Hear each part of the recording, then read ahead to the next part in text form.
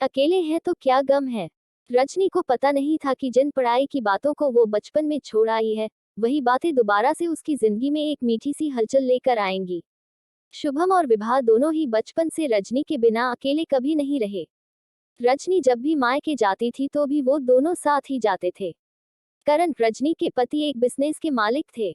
उन्हें काम के सिलसिले में अक्सर बाहर रहना पड़ता था। रजनी सब कुछ अकेले ही संभालती थी, तो कभी नौकरी के बारे में नहीं सोचा, और परिवार बहुत संपन्न था तो पैसे की भी कोई जरूरत नहीं थी। एक आध बार अगर बात की भी तो करण ने कहा कि क्या कमी है तुम्हें जो नौकरी करनी है, सब कुछ तो है हमारे पास, बस तुम बच्चों की परवरिश अच्छे से कर दो, यही जरूरी है। रजनी को भी लगा कि हाँ ठीक ही तो है, अगर मैं और करण दोनों ही काम में व्यस्त हो जाएंगे तो बच्चों को कौन देखेगा। रजनी ने बहुत अच्छे से बच्चों को पाला पोसा और बहुत अच्छे संस्कार दिए। सब रजनी की बहुत तारीफ किया करते थे कि कैसे उसने अकेले ही सब कुछ अच्छे से संभाल लिया है, और बच्चों को भी अपनी मम्मी पर बहुत गर्व था।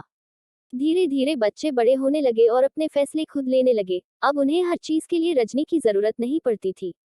पहले स्कूल जाना हो तो रजनी, नई डिश खानी हो तो रजनी, हर चीज के लिए रजनी 24/7 तैयार रहती थी। अब जब बच्चे थोड़े और बड़े हुए तो उन्हें पढ़ाई और अपने करियर के सिलसिले में बाहर जाना पड़ा। पहले विभा को फैशन डिजाइनिंग के लिए उन्होंने दूसरे शहर भेजा, और अब शुभम भी पढ़ाई के लिए चला गया। करण तो पहले से ही बिजी रहते थे, तो रह गई अकेली रजनी। सब कुछ था घर में, लेकिन रजनी को सुकून नहीं मिल रहा था। रजनी बीमार रहने लगी और उसकी सहेली ने उसे समझाया कि ये तो एक दिन सबके साथ होना है, तो क्यों ना हम खुद के लिए भी कुछ कर लें। रजनी को कुछ समझ नहीं आ रहा था, तो उसकी सहेली ने समझाया कि अकेले हैं तो क्या गम है, अपने लिए सोचो, अपने बारे में सोचो और खुद को व्यस्त रखो, तभी ठीक रह सकती हो तुम, वरना अपनी तबीयत और बिगाड़ लोगी। रजनी, तुम पढ़ाना जानती हो तो बच्चों को पढ़ाना शुरू करो, इससे तुम्हारा मन भी लगा रहेगा और तुम व्यस्त भी रहोगी। रजनी ने जवाब दिया कि अब पढ़ाई बहुत बदल चुकी है, कौन मुझसे पढ़ेगा, आजकल बच्चे बहुत स्मार्ट हो गए हैं और मैं उन्हें नहीं पढ़ा सकती। अरे तुम छोटे बच्चों को पढ़ाना शुरू करो, वो तुमसे जरूर पढ़ेंगे, क्योंकि तुम बच्चों के साथ जल्दी घुल मिल जाती हो और बच्चों को यही चाहिए।